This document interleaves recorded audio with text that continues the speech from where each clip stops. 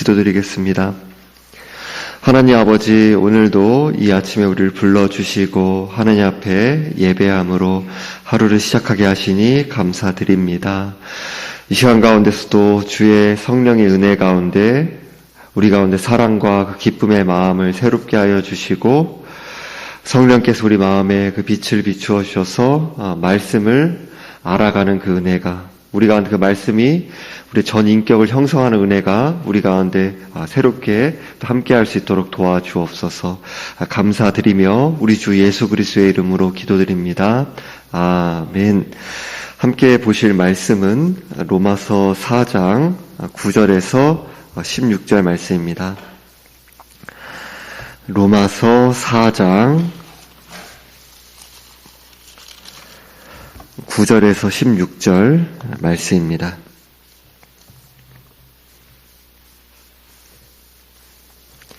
합독하시겠습니다. 그런즉 이 복이 할례자에게냐 혹은 무할례자에게 도냐, 무릇 우리가 말하기를 아브라함에게는 그 믿음이 의로 여겨졌다 하노라. 그런즉 그것이 어떻게 여겨졌느냐? 할례시냐 무할례시냐? 할례시가 아니요 무할례시니라. 그가 할례의 표를 받은 것은 무할례시의 믿음으로 된 의를 인친 것이니, 이는 무할례자로서 믿는 모든 자의 조상이 되어 그들도 의로 여기심을 얻게 하려 하심이라. 또한 할례자의 조상이 되었나니 곧 할례 받을 자에게뿐 아니라 우리 조상 아브라함이 무할례시에 가졌던 믿음의 자취를 따르는 자들에게도 그러하니라. 아브라함이나 그 후손에게 세상의 상속자가 되리라고 하신 언약은 율법으로 말미암은 것이 아니요 오직 믿음의 의로 말미암은 것이니라. 만일 율법에 속한 자들이 상속자이면 믿음은 헛것이 되고 약속은 파기되었느니라. 율법은 진노를 이루게 하나니 율법이 없는 곳에는 범법도 없느니라. 그러므로 상속자가 되는 그것이 은혜에 속하기 위하여 믿음으로 되나니, 이는 그 약속을 그 모든 후손에게 굳게 하려 하심이라. 율법에 속한 자에게뿐만 아니라 아브라함의 믿음에 속한 자에게도 그러하니, 아브라함은 우리 모든 사람의 조상이라. 아멘. 지난 시간에 살펴본 것과 같이 앞 문맥에서는 아브라함과 다윗을 예로 들어 일을 아니할지라도 경건하지 아니한 자를 의롭게 하시는 이를 믿는 자에게는 그의 믿음을 의로 여기시는 것과, 불법이 사함을 받고 죄가 가리어짐을 받는 복에 대해 살펴보았습니다. 그러니까 불법을 저지른 자가 용서를 받고 주께서 죄를 가리어 주시며 의롭다 하시는 복에 대해 이제 그 말씀하는 문맥 안에서 이어지는 오늘 본문의 9절에서 10절에서 그런즉 이 복이 할례자에게냐 혹은 무할례자에게도냐, 무를 우리가 말하기를 아브라함에게는 그 믿음이 의로 여겨졌다 하노라. 그런즉 그것이 어떻게 여겨졌느냐? 할례시냐 무할례시냐? 할례시가 아니요 무할례시니라 라고 말씀합니다. 죄를 용서하시고 의롭다 하시는 하나님의 복이 할례자에게 관계된 것인지 아니면 무할례자에게 관계된 것인지 무엇이냐라고 바울이 묻고 있는 것입니다. 바울은 아브라함이 하나님의 약속의 말씀에, 그것을 약속의 말씀을 믿는 믿음으로 의롭게 여김을 받게 된 것을 말씀하면서, 아브라함이 의롭게 여김을 받았을 때에는 할례를 받았을 때가 아닌 그 무할례 때였다는 사실을 밝히고 있습니다. 그러니까 아브라함이 믿음으로 의롭게 여김을 받은 것이 창세기 15장에 기록되어 있고요. 아브라함이 할례를 받은 것에 대해서 창세기 17장에서 말씀하고 있는데요. 그러니까 아브라함이 최소한 85세 이전에, 왜냐하면 그 다음 창세기 16장에서 그러니까 아브라함이 약속의 말씀 믿지 못하고 하갈을 통해서 이스마엘을 낳았을 때가 86세라고 이야기하는데, 그러니까 최소한 85세 그 이전에 의롭게 여김을 받고 창세기 15장 기록이 99세에 할례를 받았기 때문에 의롭게 여김 받은 것과 할례를 받은 것 사이에는 최소한 14년의 차이가 나타나는 것입니다. 그러니까 이제 아브라함이 할례를 받기 전에 하나님께 의롭게 여김을 받았는데 할례를 받았을 때와 최소한 14년 정도의 이제 차이가 나타난다는 사실을 우리 성경을 통해 알 수 있습니다. 바울은 창세기 기록을 근거로 아브라함이 하나님께 의롭게 여김을 받게 된 것이 무할례 때였다는 사실을 가리키고 있습니다. 이러한 사실을 아브라함이 받은 할례에 대해 깊은 그 자부심을 가지고 있는 유대인들에게 큰 충격을 주었을 것입니다. 이어지는 11절에 12절에서 그가 할례의 표를 받은 것은 무할례 시에 믿음으로 된 의를 인친 것이니 이는 무할례자로서 믿는 모든 자의 조상이 되어 그들도 의로 여기심을 얻게 하려 하심이라. 또한 할례자의 조상이 되었나니 곧 할례 받을 자에게뿐 아니라 우리 조상 아브라함이 무할례 시에 가졌던 믿음의 자취를 따르는 자들에게도 그러하니라 라고 말씀합니다. 그러니까 바울은 아브라함이 할례를 받은 것이, 할례의 그 표를 받은 것이 무할례 시에 믿음으로 된 의를 인친 것이다 라고 밝힙니다. 아브라함이 할례를 받은 것이 믿음으로 의롭게 된 것을 즉 나타내는 그 표징이 된다라는 것입니다. 할례를 받은 것이 그 의롭게 여김을 받은 것에 대한 눈에 보이는 증명서 같은 역할을 한다는 것입니다. 본래 이제 그런 기능, 그러한 의도로 하나님께서 주신 것이다라는 것입니다.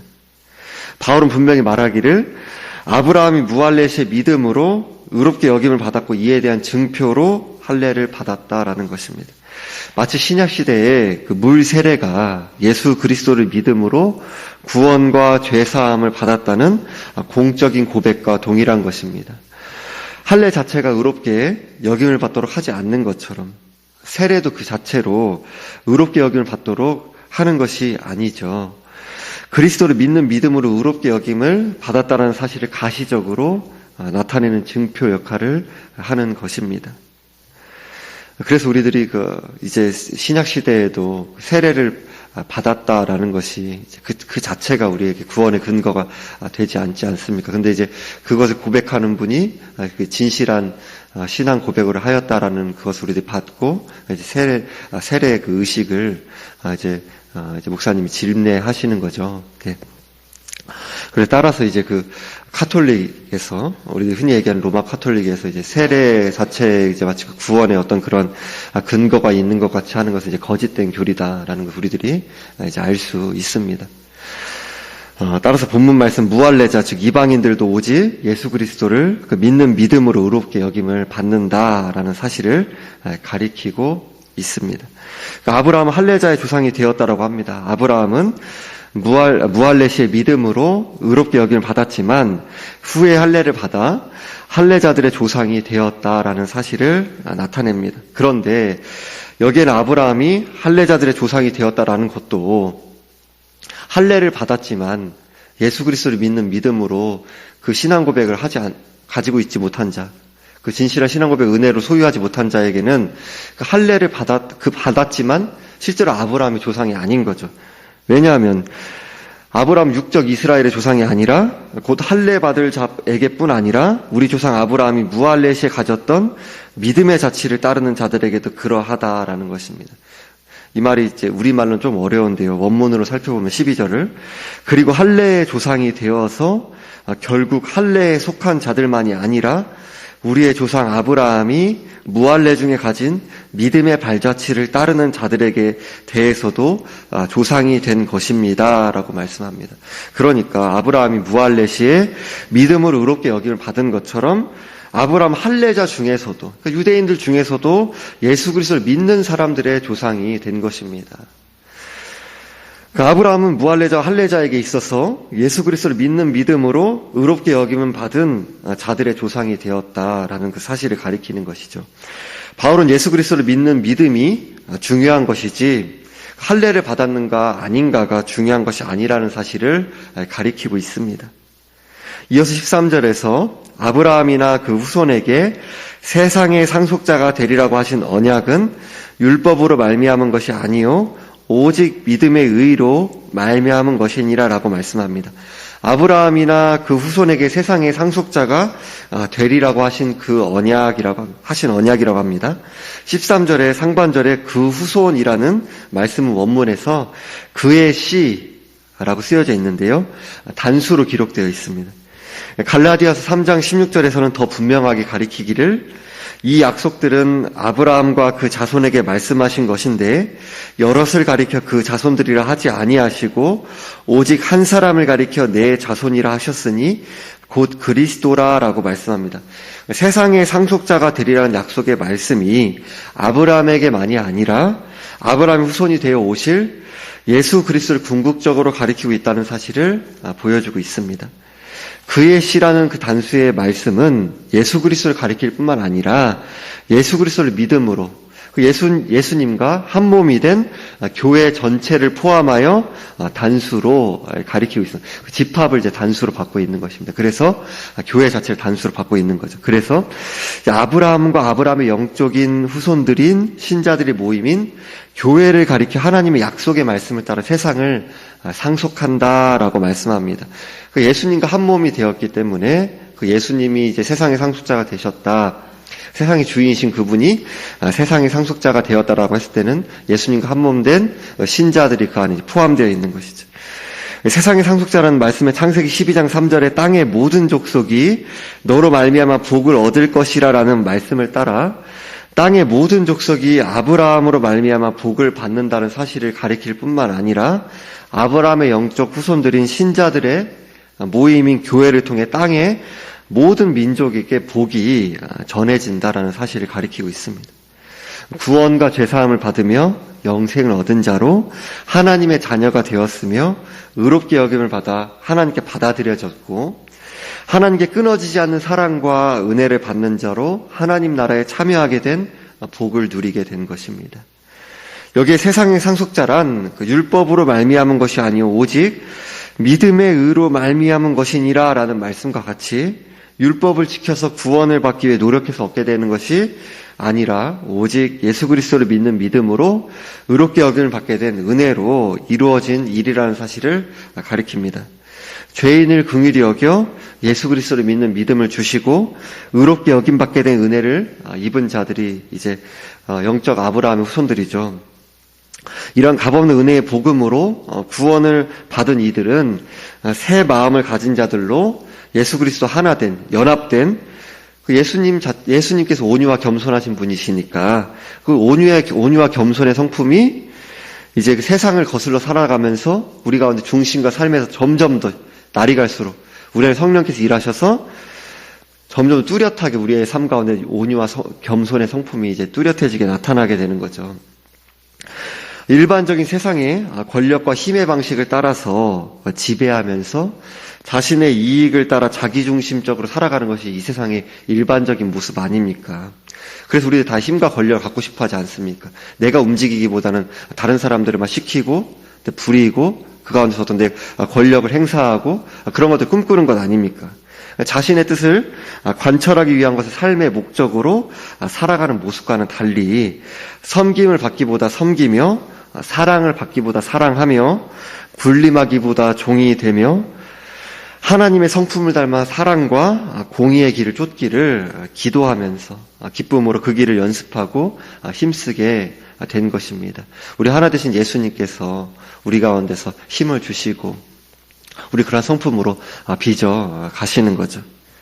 14절 15절에서 만일 율법에 속한 자들이 상속자이면 믿음은 헛것이 되고 약속은 파기되었느니라. 율법은 진노를 이루게 하나니 율법이 없는 곳에는 범법도 없느니라 라고 말씀합니다.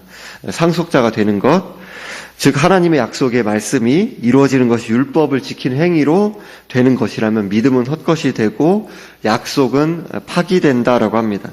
전적으로 타락한 모든 사람은 어느 누구도 예외 없이 율법을 모두 다 지켜서 행위로 구원을 얻을 수 없죠. 따라서 약속의 말씀이 율법의 행위를 지켜 행한다라는 것으로는 성취될 수 없다라는 사실을 가리킵니다. 따라서 율법의 행위로 구원을 얻으려 하는 것은 믿음과 약속을 무효화하는 것입니다. 따라서 율법을 모두 지켜 구원에 이르를 수 있는 사람은 아무도 없기 때문에 율법으로 의롭게 여김을 받으려는 자들은 하나님의 의로운 요구를 충족시키지 못하기 때문에 하나님의 진노를 받게 되는 것, 하나님의 그 진노와 저주를 받아 지옥에 갈 수밖에 없는 것입니다. 율법의 자기 행위, 지키는 행위로 구원 얻으려 끝까지 고집하는 자들에게는 결국엔 그런 결말이 기다리고 있는 것입니다. 율법이 없는 곳에는 범법도 없느니라 라는 말씀에서 우리가 주의해야 하는 것은 율법이 유대인들이 율법을 어긴 범법을 고발하고 하나님의 진노를 촉발했다라는 사실을 가리킬 때에 마치 율법이 주어지지 않은 이방인은 범법함이 없다. 율법 안 받았으니까 상관없는 일이다. 이렇게 오해하지 않아야 하는 것입니다. 앞서서 우리가 로마서 2장에서 살펴보았던 것처럼 율법이 주어지지 않았던 이방인들에게도 마음속에 있는 양심을 통해 자신들이 범죄하였다는 데 있어서 핑계할 수 없고 하나님의 심판을 받게 되었다라는 사실을 살펴보았습니다. 16절에서 그러므로 상속자가 되는 그것이 은혜에 속하기 위하여 믿음으로 되나니 이는 그 약속을 그 모든 후손에게 굳게 하려 하심이라. 율법에 속한 자에게 뿐만 아니라 아브라함의 믿음에 속한 자에게도 그러하니 아브라함은 우리 모든 사람의 조상이라라고 말씀합니다. 바울은 상속자가 되는 은혜에 속하는 것이 오직 예수 그리스도를 믿는 믿음으로 이루어진다라고 합니다. 이러한 약속의 말씀에 참여하게 된 은혜에 대해 율법에 속한 자에게 뿐만 아니라 아브라함의 믿음에 속한 자에게도 그러하니라고 말씀합니다. 그리고 우리들이 여기서 봤을 때 살짝 이렇게 의문이 들 수 있습니다. 왜냐하면 약속의 말씀에 참여하는데 율법에 속한 자에게 뿐만 아니라라고 해서 율법에 속한 자도 그럼 약속에 참여한다는 건가? 구원을 받았다는 건가? 이런 의문이 들 수 있는 거죠. 앞서서 율법을 지켜 행하는 것으로는 하나님의 진노를 받게 된다는 사실을 말씀한 것을 볼 때 여기에서 율법에 속한 자라는 그 말씀은 할례자, 그러니까 유대인 중에 예수 그리스도를 믿는 영적 아브라함의 후손들을 가리키는 거죠. 그리고 아브라함의 믿음에 속한 자는 예수 그리스도를 믿는 이방인들을 가리킵니다. 따라서 아브라함을 우리 모든 사람의 조상이라고 말씀할 때에는 예수 그리스도를 믿는 유대인들과 이방인들의 그 영적 이스라엘, 그 모든 영적 이스라엘의 믿음의 조상으로 아브라함을 가리키고 있습니다. 우리는 오늘 유대인과 이방인 중에 예수 그리스도를 믿는 자들이 모두 의롭게 여김을 받은 영적 아브라함의 자손이며 그리스도 하나 되어 한 몸을 이룬 교회가 되었다라는 사실을 살펴보았습니다. 예수님께서는 요한복음 13장 34절에서 35절에서 새 계명을 너희에게 주노니 서로 사랑하라. 내가 너희를 사랑한 것 같이 너희도 서로 사랑하라. 너희가 서로 사랑하면 이로써 모든 사람이 너희가 내 제자인 줄 알리라라고 말씀하셨습니다. 그리고 예수께서는 요한복음 17장 21절에서 저희도 다 하나가 되어 우리 안에 있게 하사 세상으로 아버지께서 나를 보내신 것을 믿게 하옵소서라고 말씀하셨습니다. 서로 사랑하라, 하나가 되라라는 것입니다. 우리가 서로 사랑하지 않으면, 하나가 되지 않으면 세상은 우리가 그리스도인인지 모른다라는 것입니다. 우리가 서로 사랑할 때 주님의 제자라는 것을 나타낼 수 있다라고 말씀합니다. 물론 우리는 오늘 살펴본 것처럼 오직 예수 그리스도를 믿음으로 의롭게 여김을 받았습니다. 그러니까 서로 사랑하는 것으로 구원을 받은 게 아니라, 하나가 되는 것으로 구원받은 것이 아니라 내 죄를 대신 십자가에 죽으시고 부활하신 예수 그리스도를 믿음으로 구원을 받고 의롭게 여김을 받는 것이죠. 그러나 우리가 구원을 받은 하나님의 자녀이며 예수님의 제자라는 그 사실이 진실한 우리들 구원신앙을 소유했다면 그 특징이 서로 사랑하는 것으로 나타나게 되어 있는 거죠. 중심과 삶 가운데 날이 갈수록 뚜렷해져 나가는 거죠. 우리가 주님을 의지하며 서로 사랑하기를 힘쓰고 그렇게 하나 되기를 힘쓸 때에 세상이 이제 충격을 받고 그 가운데 어떤 이들은 또 비웃기도 하고 조롱하기도 하고 그런 모습이 나타날 수 있지만은 복음에 반응하면서 하나님께서 진실로 하나님의 아들 예수 그리스도를 보내셨구나 라는 것이 그 마음에 믿어지는 일에 그들이 예수 그리스도의 복음을 듣고 복음과 함께 일하신 성령의 역사로 말미암아 예수 그리스도를 믿고 거듭나게 되는 그 일에 우리들이 서로 사랑하고 하나 되기를 힘쓸 때 하나님께서 그것을 사용하시고, 물론 그 일도 성령의 전적인 은혜로 이루어져 나가는 일이죠. 그들이 주께로 돌아오는 일에 주님께서 그것을 사용하신다라는 것입니다. 우리들이 그런 은혜 가운데 참여해 나가는 그런 복됨을 누려간다는 것입니다. 우리가 오늘 신자로 각자의 자리에서, 물론 이렇게 모여있을 때뿐만 아니라 가정에서, 직장에서, 삶의 자리에서 서로 흩어져 있을 때나 또 모여있을 때나 예수 그리스도와 하나 된 자로 주님께서 사랑의 마음 우리 가운데 주시기를 또 기도하면서 평범하지만 우리들이 작은 사랑과 섬김의 삶으로 우리가 오직 은혜로 소유하고 있는 그 은혜가 참여하게 된 그 복음의 진리가 참으로 참되구나, 세상과 비교할 수 없이 아름다운 것이구나, 이것을 오늘 하루도 존재로, 입술로, 삶으로, 우리 미약한 사랑이고 섬김이지만 늘 부족함이 있고 또 서툰 부분이 있지만 그렇게 서로 사랑하고 섬기며 주어진 자리 가운데서 대가와 보상 바라지 않고 사랑하고 섬기며 또 모였을 때는 서로 하나 되기를 힘쓰며 사랑하고 섬기며 그런 삶을 주님께 간구하고 연습하면서 함께 자라나가는 성도님들이 되시기를 바랍니다. 기도하겠습니다.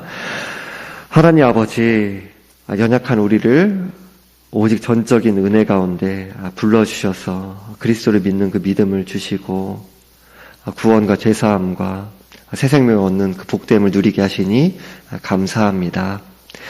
우리들이 말로 측량할 수 없는 그 은혜를 받은 자로 주님께 또 저희들이 사랑의 마음, 또 섬김의 마음, 우리 힘과 능력으로는 감당할 수 없는 그 길 걸어갈 수 있기를 또 간구하오니 도와주시고, 우리들 가운데 늘 연약하고 자기 중심에 빠져들기가 쉽고 또 그렇게 세상의 방식 가운데서 우리들이 하나님 나라의 방식이 아니라 그러한 섬김보다는 나 자신이 그렇게 군림하려고 하고 대접하기보다는 대접하고 사랑하기보다는 사랑받으려 하는 모습도 우리 가운데 너무 많음을 회개합니다. 도와주시고 우리 가운데 새 일을 시작하신 그 주님께서 그 그리스도의 그 장성한 분량에 이르기까지 우리 가운데 일하시는 그네를 힘입어서 사랑하고 섬기며 하나 되길 힘쓰며 또 우리들이 오늘 하루 살아가는 그 불신자분들과 살아가는 일상의 삶의 자리 가운데서도 우리들이 받은 그 값없는 사랑과 은혜를 흘려보내는 그 기쁨과 복됨을 누려가게 하여 주옵소서. 감사드리며 우리 주 예수 그리스도의 이름으로 기도드립니다.